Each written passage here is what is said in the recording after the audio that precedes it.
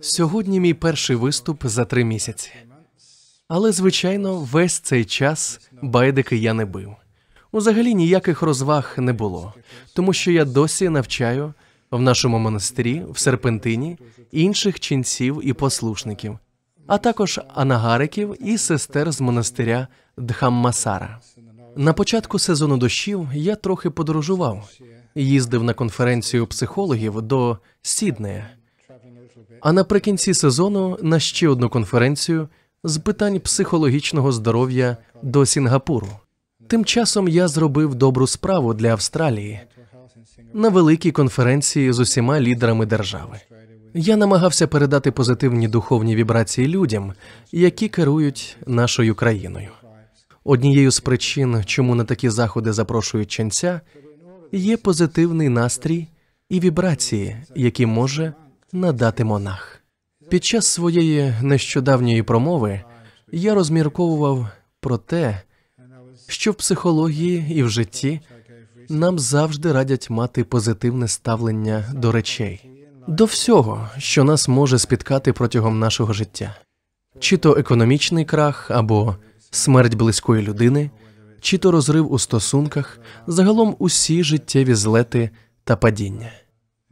Нас переконують, що позитивний підхід корисний, і, звісно, існує багато свідчень того, як він допомагає під час хвороб або життєвих трагедій. Але сьогодні я хочу зосередитися на тому, як, власне, бути позитивним, тому що іноді когось дійсно дуже засмучує, коли люди їм кажуть бути позитивними, але вони себе такими не відчувають. Вам стає ще гірше, коли вам важко, а люди говорять: «Ну ж бо, мисліть позитивно», а у вас навіть це не виходить. Отже, сьогоднішня тема – як досягти позитивного мислення і завдяки цьому змінити своє життя. Напевно, ви всі знаєте, про що піде мова. Позитивний підхід виходить із тренування розуму та особливо зі сповільнення і вивільнення позитивної енергії. Щоб було краще зрозуміло, розповім вам класичну історію. Хтось із вас, можливо, вже чув це, але я розповідаю її знову і знову, щоб витягти з неї різні інтерпретації тієї самої ситуації. Це був один із моментів у житті, коли приходить досвід, який сильно змінює те, як ви дивитеся на речі. Я відчув це під час підйому на пагорб до монастиря Бодін'яна в Серпентині. Багато хто з вас уже був там, а дехто, можливо, прийде в неділю на наше святкування Катіни. Ми придбали його близько 26 років тому. Близько 9 років я їжджу туди і назад дорогою до монастиря. Кожного разу машиною. Тоді був теплий весняний ранок, як і кілька днів тому. Я повертався з якоїсь зустрічі, у мене було багато часу, і я відчував себе дуже позитивним і сповненим енергії. Я сказав водієві, щоб він висадив мене біля підніжжя пагорба, що сьогодні я піду нагору пішки. Не для фізичної активності, а просто для того, щоб насолодитися ранком, адже я нікуди не поспішав. Тож я рушив із південно-західної дороги по Кінгсбері-драйв, до воріт монастиря Бодін'яна. Коли я піднявся нагору, то був дуже здивований. Чесно кажучи, я був шокований. Озирнувшись навколо себе, я не міг упізнати, де знаходжуся. Цей пагорб виглядав зовсім не так. Зовсім не так, як я запам'ятав його з вікна машини. Все виглядало зовсім інакше. Я бачив речі, про які я навіть не знав. Не знав, що вони там є. Я помітив більше деталей, насиченість кольорів. Усе було просто красивішим. Звичайно, це мене здивувало. Я не поспішав, тому просто стояв на місці. І поки я там стояв, увесь схил знову змінився. Він нібито змінювався прямо на моїх очах. Ми, монахи, Не вживаємо ніяких психотропних речовин. Не вживаємо алкоголь. Хоча у період васи хтось запропонував ченцям шоколадний торт. І, на щастя, перед тим, як ми його з'їли, один із ченців глянув на напис на обгорці і побачив, що він містить алкоголь. На щастя, ми вчасно зупинилися.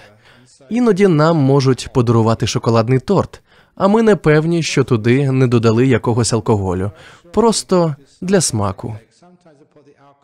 Торт випікається і спирту там уже немає, тому це не проблема. Але ми не знали, чи його додали до чи після випічки, тому ми вирішили його не їсти.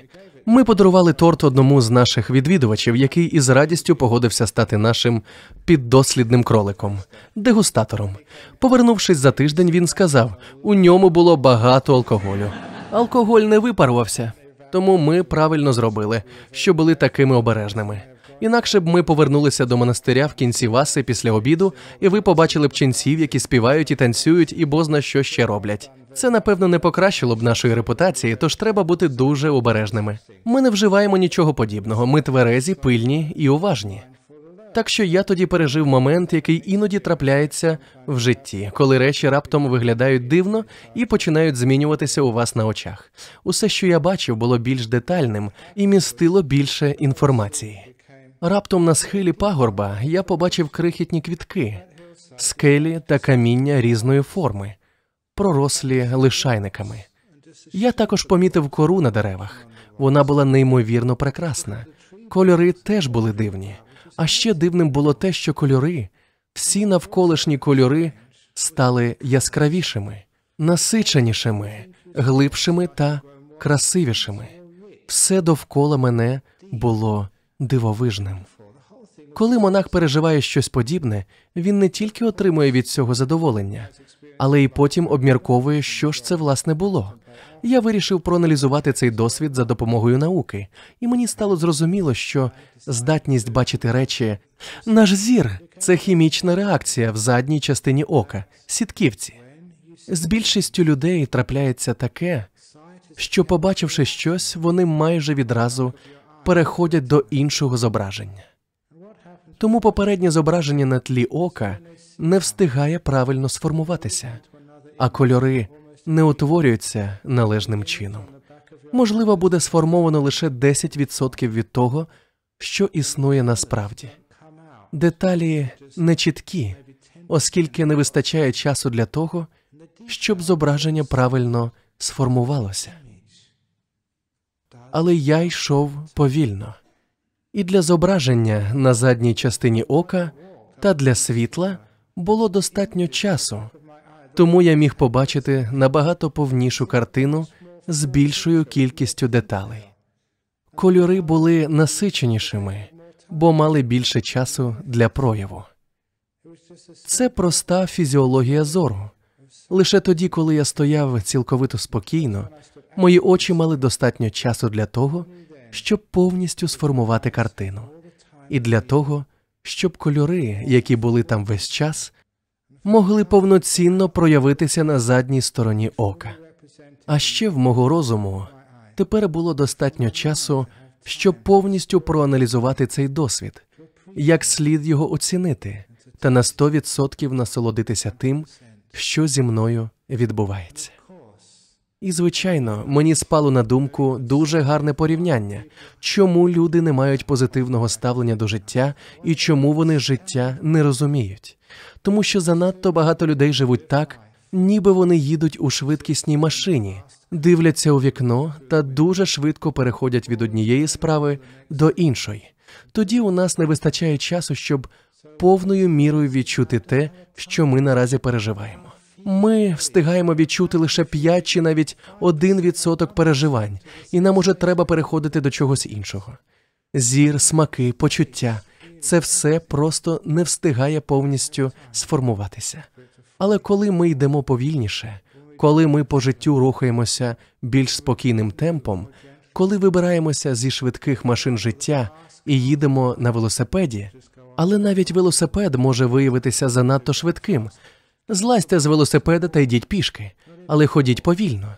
Тоді ви виявите, що у ваших почуттів нарешті на все вистачає часу, а розум має можливість аналізувати все, що з вами відбувається. Ви побачите речі повною мірою. Ви отримаєте більше інформації, більше деталей. Спершу для мене це було несподіванкою, але тепер я розумію, що це частина того досвіду. Те, що ви бачите, відчуваєте, куштуєте, все те, що ви знаєте, стає дедалі прекраснішим. Таким чином, звичайна трава стає зеленішою, живою, яскравішою і насиченою.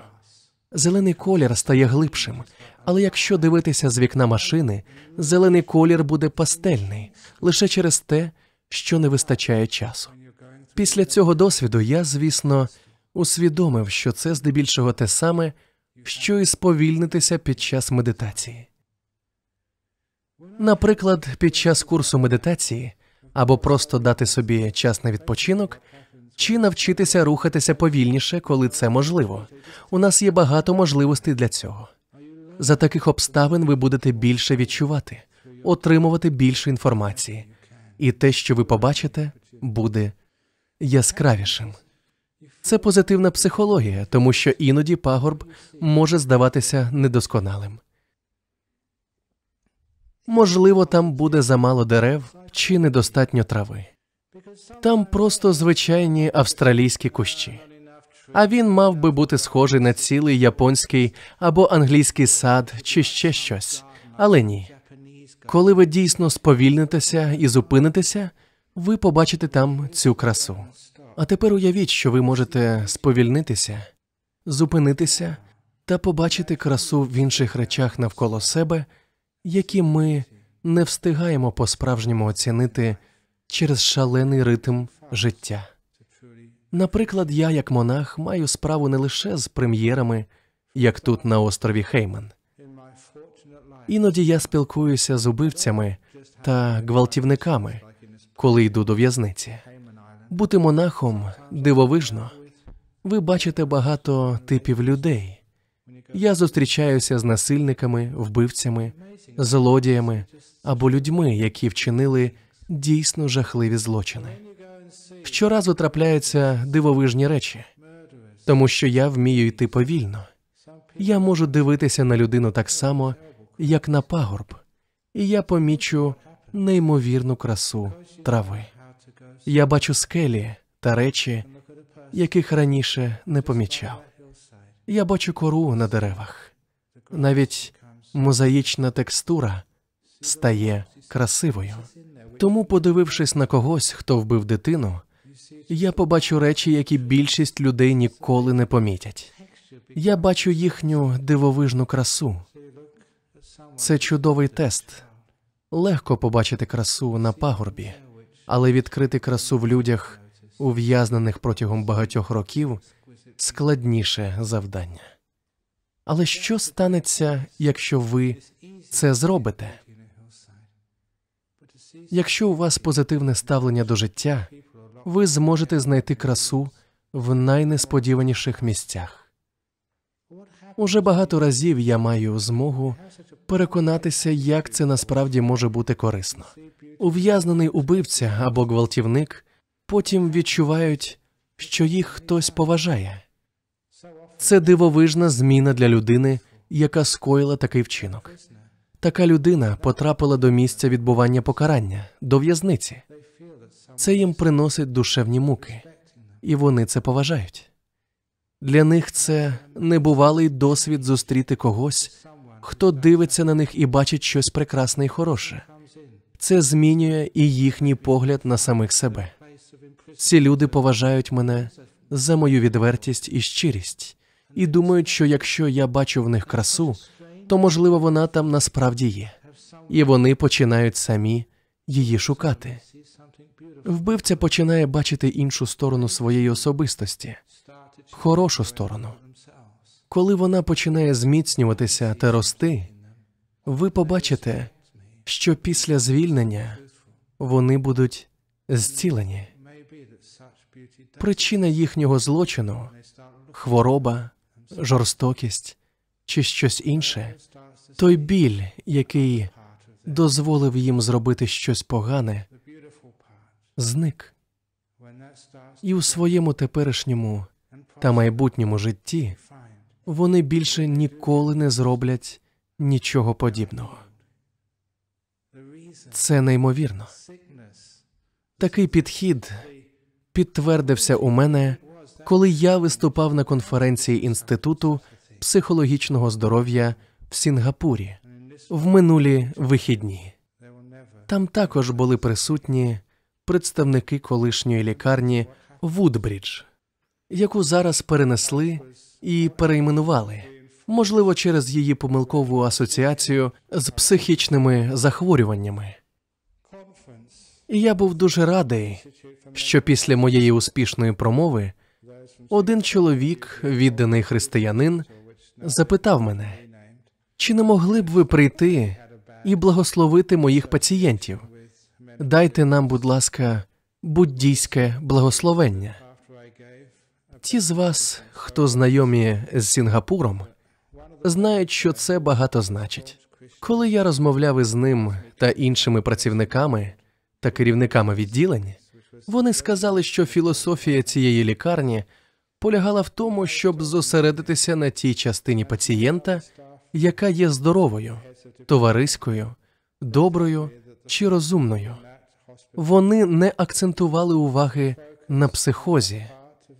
Вони не ігнорували шизофренічні фантазії, але вони зосередилися на чомусь іншому. Я подумав, неймовірно, ви зрозуміли. Пам'ятаєте ту історію про дві погані цеглини?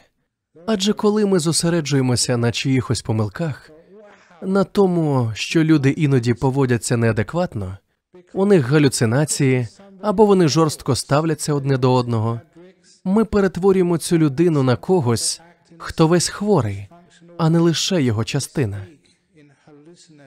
Позитивна психологія каже, не надавайте цьому значення, зосередимося на його іншій частині.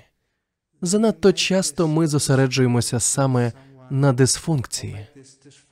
Якщо ми зосередимося на моментах, коли ця людина абсолютно, я не хочу казати нормальна, тому що це призводить до стигматизму того, що називають ненормальним. Тож, коли ця особа добра, товариська і здатна функціонувати в суспільстві без проблем або відрази інших людей.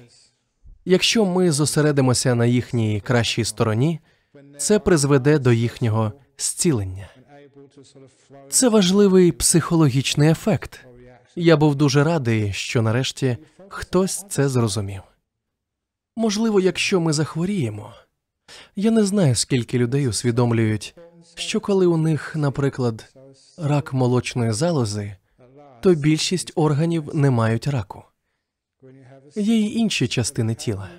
Зосередившись на них, ми побачимо неймовірну красу, силу, здібність та енергію. Тоді цю енергію можна буде використати. Використовуйте силу позитивних сторін хвороби, силу позитивної сторони чиєїсь поведінки. Я думаю, що багато людей інтуїтивно розуміють, наскільки це цілюще, як це допомагає. Я розповідаю про це, тому що хочу спробувати донести це до людей простими словами, щоб вони це запам'ятали.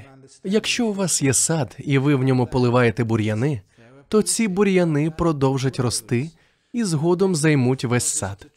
Якщо ж поливати квіти, то саме квіти будуть рости та панувати у вашому саду.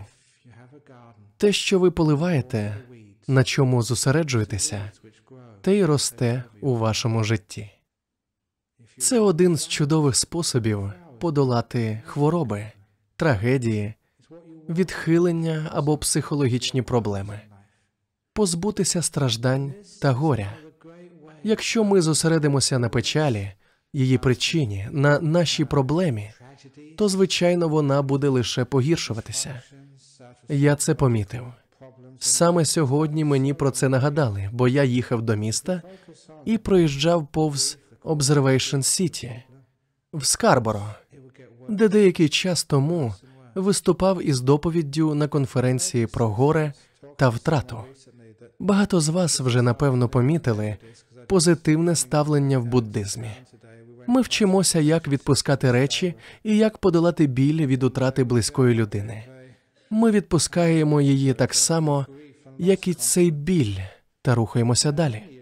Ми намагаємося змінити наше сприйняття. Пам'ятаєте ту стару історію про концерт? Ми сприймаємо життя як концерт. Я завжди дуже любив концерти і ніколи не плакав, коли вони закінчувалися. Вам відома ця історія. Але одна пані підійшла до мене після моєї промови і гірко скаржилася. Вона дорікала мені: по-вашому, я не повинна сумувати? Відчувати скорботу неправильно? Ви знецінюєте моє горе. Так вона мене звинуватила. Вона була поглинута своїм горем і перетворювалася на пані Смуту, хоч і не звалася такою. В цьому полягала вся її особистість. Вона побувала на багатьох подібних конференціях і отримала велику підтримку від своїх друзів. Такою вона була. І вона не хотіла відпустити свій жаль. Якщо хтось занадто довго живе в негативі, вони настільки до цього звикають, що самі на нього перетворюються. У буддизмі це називається прив'язаністю. Їх це поглинає. Я – жертва. Мною зловживають. Я – людина, з якою сталася така трагедія. І оскільки вони так до цього прив'язуються, то їм не хочеться це відпускати, навіть якщо це спричиняє біль. Для тих, хто в це не вірить, є чудова історія. Це одна з останніх історій у книзі «Відчиняємо брами свого серця». Я цю історію вже давно не розповідав на публіці. Це історія про хробака в купі гною. Колись давно, власне, повернімося ще далі в минуле. Колись жили два буддійські монахи. Кажу це тому, що я сам монах. Не всі ченці поводяться правильно. Є багато і негідників. Саме про них, на жаль, люди люблять читати в газетах. Хороші ченці рідко потрапляють до газет. Новина про те, що Аджан Брам медитував останні 3 місяці, нікому не цікава. Але якби Аджан Брам скоїв якусь дурницю, наприклад, пішов би в казино або напився, тому що хтось дав йому пиріг з алкоголем або щось подібне, то про це, звичайно, в газеті написали б. Але один з цих 2 ченців поводився погано, інший був хорошим монахом. Отже, коли вони померли, один із них відродився в прекрасному небесному царстві. А інший, поганий монах, відродився хробаком у купі гною. У ченців багато друзів. Ми живемо спільнотою у громаді. Ми дбаємо один про одного. Отож, після кількох днів на небі, той добрий монах, який відродився небесним створінням, замислився: де мій друг? Мій старий друг. Уже кілька днів я його не бачу. Коли ви відроджуєтеся в небесному царстві, у вас, згідно з буддизмом, є надприродні здібності. І цей монах їх використав для пошуків свого друга на небесах. Але він ніде не міг його знайти. Тому він піднявся на кілька поверхів вище в небесному царстві, намагаючись знайти його там. Але там його теж не було. Його не було навіть на нижніх поверхах небесного царства. Він подумав: згідно з буддизмом, відродження в людській істоті є одним із найкращих, тому що там немає занадто багато щастя та не надто багато страждань. Це чудове місце, де можна досягти просвітлення. Тоді він подумав: звичайно, мій друг народився людиною. Б'юся об заклад, що саме тому я не можу знайти його на небі. Отож він почав шукати в людському світі. Проте там теж жодного сліду. «Боже мій», – подумав він, – у нього що, дійсно була така погана карма, що він народився собакою чи кішкою? Тоді він зазирнув у царство собак і котів. Я знаю, що деякі люди переконані, що переродитися в собаку – це чудово. Не потрібно в понеділок зранку йти на роботу, але це не так. Якщо ви вважаєте, що переродившись в собаку – це хороша ідея, згадайте, що з ними роблять через 1-2 тижні після народження. Їх везуть до ветеринара. І самі знаєте, що там із ними роблять. Ви б цього хотіли? В усякому разі, він не зміг знайти свого приятеля навіть серед собак чи кішок, тому почав шукати серед інших тварин. І все одно не міг знайти свого друга. Але він не здавався. Він почав шукати в царстві найнижчих огидних істот. І там, попри весь свій шок і спантеличення, він побачив, що його найкращий друг відродився хробаком у купі гною. Що зробили б ви, якби це був ваш друг? Ви б хотіли йому допомогти, тож він підійшов до тієї смердючої купи і вигукнув: «Агов, хробаку, пам'ятаєш мене? У минулому житті ми були ченцями. Ми були найкращими друзями. У тебе була погана карма, але не хвилюйся, я тобі допоможу. Ходімо зі мною в рай». А черв'як у купі гною сказав: «Я хотів би спочатку дещо запитати. По-перше, чи є на небі гній?» «Звісно, ні. На небі чисто, ароматно та дуже гарно». Черв'як відповів: «Якщо там немає гною, я туди не піду». «Чому?» «Сам подивись, який він духмяний. Пахне так гарно, а всередині так тепло і затишно. І тепер це моя пожива. Уявіть собі, у нас тут багато вихідців з Азії. Уявіть собі, що ви б відродилися у великій купі локшини. Або хтось із Заходу міг би відродитися всередині великого гамбургера і їсти його цілими днями. Не знаю, що ще вам смакує». Але черв'як сказав, що він не піде. Тому що це був його дім, це була його їжа. Саме там йому було місце, і йому там подобалося. І ось це небесне створіння намагалося витягнути звідти хробака. Зауважте, що черв'яки, які живуть у купах гною, вкриті слизькими фекаліями, і їх дуже важко витягнути, особливо коли вони самі не хочуть вилізати. Тож хробак крутився і звивався, і щоразу, коли небесне створіння його починало витягувати, він вислизав і знову заривався в гній.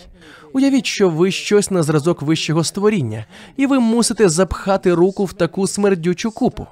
Але його дружба була такою міцною, що добрий монах не хотів здаватися. Адже він був переконаний, що якби він міг просто забрати свого друга черв'яка на небо, аби він сам усе побачив на власні очі, то він би неодмінно зрікся свого гною та вирушив на небо. Там набагато краще. Але, на жаль, черв'як йти не хотів. Він крутився і звивався та щоразу втікав. Врешті-решт небесному створінню довелося здатися і залишити хробака в купі гною.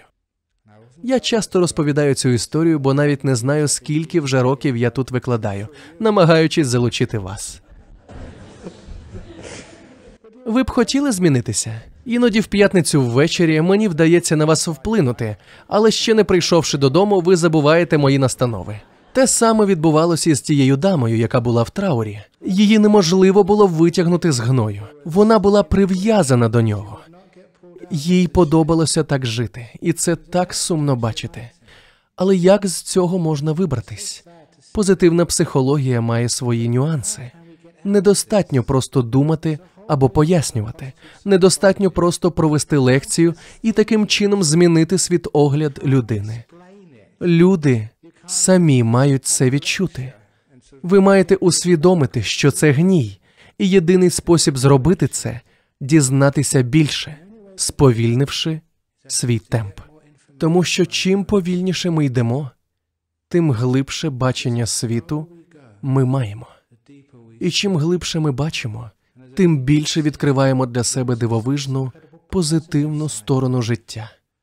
Я знаю, що і науковці в Сінгапурі, і психологи в Сіднеї кажуть, що однією з найбільших епідемій є не СНІД чи рак, а депресія. Напевно, і тут є багато людей, які приїхали сюди через депресію, чи то минулу, чи теперішню, чи майбутню. І бачите, мені знову довелося вийти на роботу після 3 місяців чудової відпустки в монастирі. І ви могли очікувати, що я через це впаду в депресію. Але хіба я маю пригнічений вигляд? Це неймовірно, що чим би не займався монах, він робить це з задоволенням. Хоча деякі речі, які мені доводиться робити, просто божевільні. Минулого тижня я знову був у Сінгапурі. Тут у нас декілька людей із Сінгапуру, тож вони підтвердять, що це правда. Я почав ранковий урок медитації о 6:15 в парку Форт Каннінг. Це мала бути коротка медитація. Але самі знаєте, як це буває. Після медитації люди ставлять питання і хочуть сфотографуватись, тож мені довелося поспішати на так званий сніданок. Але це був не сніданок, а ранковий банкет. Усі мене закликали: скуштуйте ось це, будь ласка. З'їжте це, будь ласка, адже я приготувала це спеціально для вас, Аджане. Тож зараз, як ви бачите, я став товстим ченцем, але це не моя провина. Вони змушують мене, умовляють і тиснуть на мене. Якщо ви мені не вірите, проведіть зі мною один день, і ви побачите на власні очі. Тому мені довелося з'їсти весь великий сніданок, а потім поспілкуватися з людьми.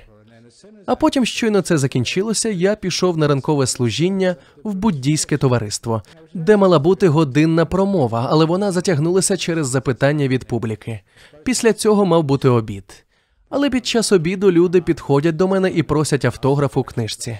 Ставлять багато запитань, тому що в них серйозні життєві проблеми. І я надаю їм безкоштовні консультації. Я намагаюся класти ложку їжі в рот і одночасно радити щодо проблем у шлюбі. І в мене дійсно виходить. Після обіду я мусив поспішати на 4-годинний семінар, де мали бути промови та запитання. Але він, звісно, розтягнувся на 5-6 годин і закінчився близько 8:00. Потім мені довелося піти до гольф-клубу, де проходив запуск нової освітньої програми, і провести ще одну промову. Я добрався до ліжка вже майже опівночі. Якби хтось побачив цю щоденну програму, він назвав би це тортурами. Amnesty International, ймовірно, подала б до суду на буддійське товариство Сінгапуру за порушення прав людини, воєнні злочини. Але я, звичайно, отримував задоволення від кожної хвилини. Це тому, що я не дивлюся на це з негативного боку. Чому саме я? Чому я змушений усе це робити? Я дивлюсь на позитивну сторону цього, усвідомлюючи причину, чому я можу це робити. Я бачу красу в чому завгодно. Я знаходжу красу в ув'язнених або навіть в онкологічному відділенні. Це завдяки здатності сповільнитися так, що краса починає виділятися. Тоді її легко побачити. Вона прямо перед вами. Я зрозумів, що в нашому житті проблема полягає не в зовнішньому світі і не у внутрішньому, але завжди найважливіше те, що ми бачимо. Що знаходиться між нами та тим, що ми переживаємо у своєму житті. Коли ми сповільнюємося і не дуже поспішаємо, життя стає прекрасним і змістовним. Ви побачите красу не тільки в кожному прийманні їжі, але й у будь-якій життєвій ситуації. Навіть якщо вам доводиться чекати в аеропорту на свій рейс, ви знайдете красу в митному контролі, в очікуванні, у черзі, у постійних запитаннях. Ви пакували валізи самі, пане? На що я відповідаю? У мене лише одна, подивіться. Які валізи? Я подорожую порожняком. Я мушу через це все пройти, але я насолоджуюся кожною миттю, якщо в мене позитивний настрій. І життя стає неймовірно прекрасним та дивовижним, що б я не робив. Позитивний настрій виникає від того, що ми трохи сповільнюємося в житті. Тоді ми побачимо, що краса є завжди навколо нас. Але ми рухаємося настільки швидко та робимо так багато, що нічого не помічаємо. Ми спроможні побачити лише невеличку частку цієї краси. Коли я був молодим, ми самі проявляли фотографії в школі. Можливо, комусь з вас відомо, як тоді створювалися фотографії. Я не маю на увазі цифрові. Через сучасні технології ми втрачаємо багато цікавого. Я це називаю високі технології та висока дурість. Але тоді ми клали фотопапір у миску, заливали туди різні хімічні речовини, і зображення починало повільно проявлятися. Якщо витягти фотографію занадто рано, зображення буде недостатньо різким. Воно формується повільно. Спочатку контури, потім інші деталі, Поступово виділяються більш насичені кольори. Майже те ж саме відбувається у вашому оці. Так працюють наші органи чуття. Якщо ми постійно поспішаємо, то багато втрачаємо. Наприклад, коли люди їдять наші слойки з карі. Чому вони людям завжди так подобаються? Навіть ті слойки, які у нас продаються з метою збору коштів для різних цілей. Чому їх люди так обожнюють? Що в них особливого? Часто це відбувається тому, що, прийшовши сюди, ви свідомо сповільнюєтеся. А коли ви сповільнюєтеся, ви отримуєте більше задоволення від їжі. А якщо сповільнитись і отримати більше насолоди від їжі, то вона набагато краще перетравиться. У цьому моя хитрість. Якщо у когось є проблеми з травленням, спробуйте сповільнитися. Особливо перед та безпосередньо під час вживання їжі. Ви зможете насолодитися смаком, а ваші травні соки працюватимуть набагато краще. Вони виділяються в організмі, коли їжа нам смакує. Щоб це перевірити, спробуйте подумати про свою улюблену страву. Уявіть її. Заплющіть очі та уявіть собі гарячу і ароматну їжу прямо перед вами. У вас починає виділятися слина. І не тільки вона, але й шлунковий сік. Пам'ятаю, як я дізнався про це, коли багато років тому в одного з монахів мого колеги були проблеми з травленням. І він пішов до місцевого лікаря. Це було в Таїланді. Лікарі вирішили провести пасаж барію. Не знаю, чи це ще робиться. Сьогодні, мабуть, радше роблять ультразвук або МРТ, не знаю. Цьому монаху тоді довелося випити радіоактивний розчин, який мав накопичитись у нього в шлунку. А потім лікарі за допомогою рентгену спостерігали за проходженням барію через шлунково-кишковий тракт. Таким чином вони намагалися виявити в нього якісь закупорки та проблеми в травному тракті. Але безглузді лікарі призначили обстеження на 2 чи 3 годину дня. А монахи, як відомо, їдять тільки вранці. Вдень ми нічого не їмо. Він був монахом упродовж 4-5 років. Отже, він лежав на обстеженні, а барій залишався в його шлунку, зовсім не перетравлюючись. Бо шлунок не звик працювати після обіду. Він, можна сказати, дрімав, відпочивав. Саме так буває у ченців. Тож монах випив той розчин, лікарі, медсестри та асистенти зібралися навколо нього. І вони не могли розпочати обстеження, тому що барієва суспензія просто залишалася в шлунку. Одна сестричка, дуже кмітлива дівчина, сказала йому: «Подумайте про свою улюблену їжу». Він лежав на спині, і щойно він почав думати про свою улюблену їжу, барієва суспензія почала рухатись. Досить було лише однієї думки, щоб запустити всю систему. Отже, якщо ви думаєте не про їжу, а про серіал, якщо ваша увага звернута на екран телевізора, чи ви зайняті розмовами з іншими людьми за столом, як ваш шлунок і травний сік можуть працювати? Це одна з причин, чому ченці завжди їдять мовчки. Ми намагаємося зосередитися на їжі, і саме тому у нас зазвичай краще травлення. Просто тому, що ми сповільнюємося, отримуємо насолоду, ми спокійні та даємо змогу тілу належно функціонувати без нашого втручання. Такі прості речі дійсно ефективні. А ще, крім цього, їжа вам буде набагато більше смакувати. Дивно, що монах вам розповідає, як краще треба насолоджуватися їжею, або як краще милуватися тим, що бачите. Адже деякі люди переконані, що ченці мають повчати, як не прив'язуватися до речей. Але це не так працює. Буддизм – це шлях до щоразу більшого щастя. Це щастя, однак, походить від спокою, від природного щастя, а не вимушеного. Тому я обожнюю бути монахом. І я щасливий монах. Мені це подобається. Інші монахи у нас в монастирі також щасливі. Щороку їх стає дедалі більше, але звідки береться позитивне ставлення? Це щастя. Воно походить від спокою. Ви починаєте бачити красу в речах, але найголовніше в позитивній психології – це те, що вона походить від спокою. Ви починаєте бачити свою позитивну сторону.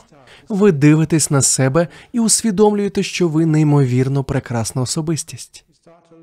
Люди намагаються себе переконувати. Я прекрасна людина, я прекрасна людина. Ах ні, це неправда. Саме так вважає переважна кількість людей. До мене ходять багато людей, щоб поспілкуватись і обговорити свої проблеми. Дуже рідко до мене приходять люди без жодних нарікань на самих себе. Люди завжди думають, що з ними щось не так. Зазвичай їм багато чого не подобається. І потрібно багато і багато років на те, щоб переконати їх, що з ними все гаразд. Але я хочу набагато більшого. Люди прекрасні. Всередині всіх вас є щось неймовірно чудове. Я вже про це розповідав, але кілька тижнів тому був день Джона Кертіна. Він щороку 6 чи 7 жовтня.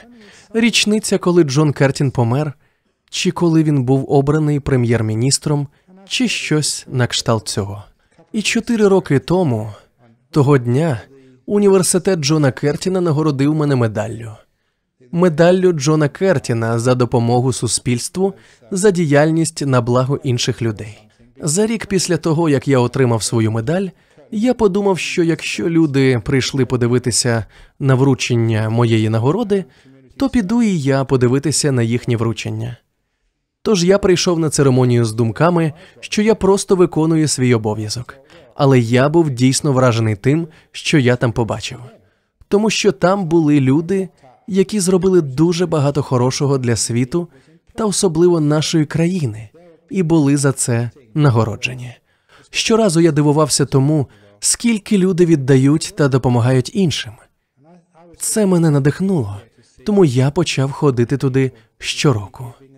Кілька тижнів тому нагороджували жінку, яка зробила дуже багато для місцевої громади Каламунди, але коли їй віддали медаль, вона промовила: «Я не знаю, чому ви нагородили саме мене. Є багато інших людей, які заслуговували б на цю медаль більше, ніж я. Навіть у моїй команді деякі люди працюють набагато більше, ніж я. Я засновник і керівник організації, але вона почала говорити речі в такому дусі, а я подумав, ну знову починається, чому ви не спроможні побачити, що справді заслуговуєте на цю нагороду? Тому що, коли я слухав про те, що ця дивовижна жінка зробила, скільки вона пожертвувала і допомогла, безкорисливо упродовж усіх 30-40 років свого життя, я думав, що вона дійсно заслуговує на цю нагороду. Але чи могла вона сама визнати, що заслуговує на це? Ні. Я зробив те ж саме, коли отримав нагороду. За що, заради Бога, ви мені її даєте? Багато інших людей роблять набагато більше, ніж я. Я теж не бачив краси у собі. Насправді я мав вийти та сказати: щиро дякую, я заслуговую на цю медаль. І це було б правдою. Я її заслужив. І та жінка також. Чому ж ми не можемо прийняти похвалу? Тому що ми маємо жахливе відчуття власної неповноцінності. Нам втлумачують, що ми завжди маємо визнавати свої помилки, але ігнорувати свої сильні сторони. Не дивно, що люди так хворіють. Коли ми робимо помилку, ми думаємо про неї, відчуваємо докори сумління, намагаємося все виправити. А якщо ми зробимо щось хороше, ми думаємо: ні-ні, у цьому нічого особливого. Я здавався б дуже пихатим, якби постійно зациклювався на своїх сильних сторонах. Ви не будете пихатим, якщо отримаєте похвалу, приймете її, визнаєте. У вас буде велике серце. Не велике его, а велике серце. Це симптом того, що ми називаємо низькою самооцінкою. Неспроможність бачити себе такими, якими вас бачать інші. Невміння хвалити себе, цінувати та бачити в собі красу. Це все прийде, якщо ви сповільните темп. Ви побачите не тільки красиву траву на схилі пагорба. Коли ви сповільните темп і подивитеся на себе, ви будете абсолютно вражені тим, скільки краси ви побачите всередині себе.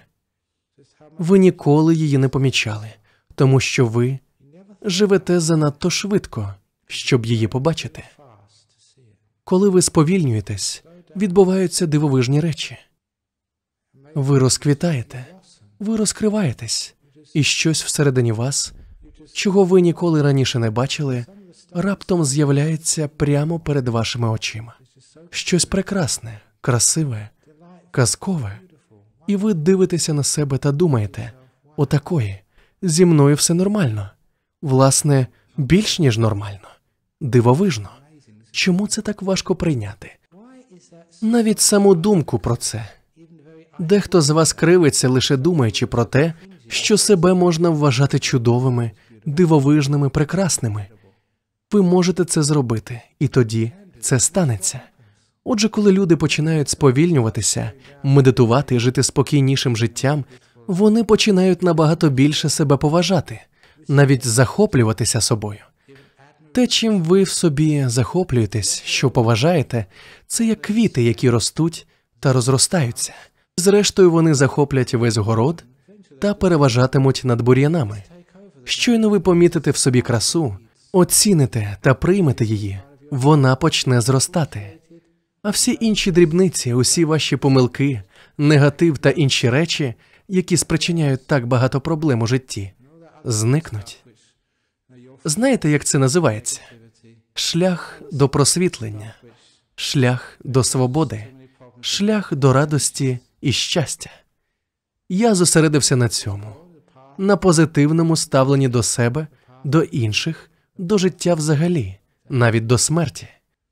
Хоч що б не відбувалось у вашому житті, приймайте це, постарайтеся побачити в цьому красу. Усвідомте, що це просто колообіг життя. Зима, весна і літо. Але не все так погано. Наприклад, у нас в Австралії. Наприклад, що стосується світової економічної кризи. Колись у зовсім іншому контексті мені дехто навів чудове порівняння, про яке я потім розповідав у таких місцях, як Сінгапур, де люди завжди дуже стурбовані своїм фінансовим становищем. Я сказав їм, що це схоже на фінансову зиму, тому що я народився в північній півкулі та добре пам'ятаю зими в Англії. Взимку ти виходиш на вулицю та не бачиш жодного листка на деревах. Усі квіти мертві, нічого живого. Навіть тварини впадають у сплячку та ховаються під землею. Посеред зими, за межами Лондона, усе було сірим і мертвим. Дерева в лісі були схожі на скелети. Нічого живого не було навколо. І надії не було. Було холодно і мертво. Ландшафт зів'яв, як під час економічної кризи. Але знаєте що? Під землею, я знав це, адже я бачив це багато разів, під землею було насіння, тварини, було життя. Яскраве життя, яке просто чекало. Воно чекало свого часу. Чекало на тепло та дощ, щоб почати проростати. Незабаром прийшла весна. І в березні чи квітні весь ландшафт раптом заповнився життям і зеленню. Всі тварини повилазили та почали спаровуватися і робити різні речі, які монах не повинен бачити. Але це життя. Це те, що побачили б і ви. Усе те, що раніше було мертвим, холодним, безнадійним, зів'ялим, тепер наповнилося пульсуючою енергією, життям і красою. Так відбувається з усім у житті. Через ці цикли ми всі проходимо. Економічна криза – це як зима. І ви добре знаєте, що після зими завжди приходить весна. Це колообіг світу. Нам це відомо, але ми іноді забуваємо. Зимою легко піддатися депресії. Але той, хто більш досвідчений, сприймає зиму як прекрасну паузу. Життєву паузу, коли багато людей змушені зосередитися на чомусь важливішому, ніж економічна діяльність. Це час для спогадів. Так само, як взимку, коли ми можемо зупинитися та бути в спокої, тому що відбувається не так багато речей. Коли ви бачите красу в мертвому дереві, красу в безжиттєвому пейзажі, бачите спокій і життя всередині цього всього, тоді ви усвідомлюєте, що це лише одна частина кола. Це те, що ми зараз переживаємо у нашій економіці, у житті. Такі речі, як рак, смерть, закоханість, одруження, розлучення, народження дітей – це все життєві цикли. Тому, коли за вікном зима, пам'ятайте, що незабаром прийде весна. Ви знаєте, що це правда. Ви це вже проходили. Отож, пам'ятайте про це. Це позитивна сторона життя. І ви будете бачити її дедалі більше і більше, якщо будете жити спокійним життям. Тож приділіть собі час. Не поспішайте. Іноді поквапитися необхідно, але знайдіть час, щоб сповільнитися, зупинитися, щоб нагадати собі про це та зосередитися. І в цьому суть медитації – навчитися зупинятися. Іноді люди медитують неправильно. Вони намагаються чогось досягти в медитації, намагаються щось отримати. Унаслідок вони відчувають більше стресу після медитації, ніж на початку. Вони занадто стараються. Деякі предмети ми не рекомендуємо для медитації. Наприклад, дехто мені розповів кілька днів тому, що в буддизмі не рекомендовано медитувати над свічкою, тому що можна обпалити сідниці. Ось такий анекдот на сьогодні. З роками він не стає смішніше, але я його ще не розповідав. Отож, коли ви сідаєте медитувати, робіть це заради спокою і умиротворення. Адже коли ви спокійні, ви здатні зазирнути глибше, побачити більше краси, а ваше позитивне ставлення до життя посилюється. Саме тому Національний інститут клінічної практики Великобританії, який є підрозділом Національної служби охорони здоров'я, досліджував різні види терапії з погляду вартості та ефективності, а також протестував різні види терапії, депресії та порівняв 3 види лікування – медикаментозне лікування, когнітивно-поведінкову терапію, що по суті є консультуванням, і медитацію. Як ви думаєте, що спрацювало найкраще? Звичайно, медитація виявилася найкращою. Набагато кращою, ніж інші види лікування. Тому Національна служба охорони здоров'я Великобританії рекомендує медитацію як найкращий спосіб лікування депресії.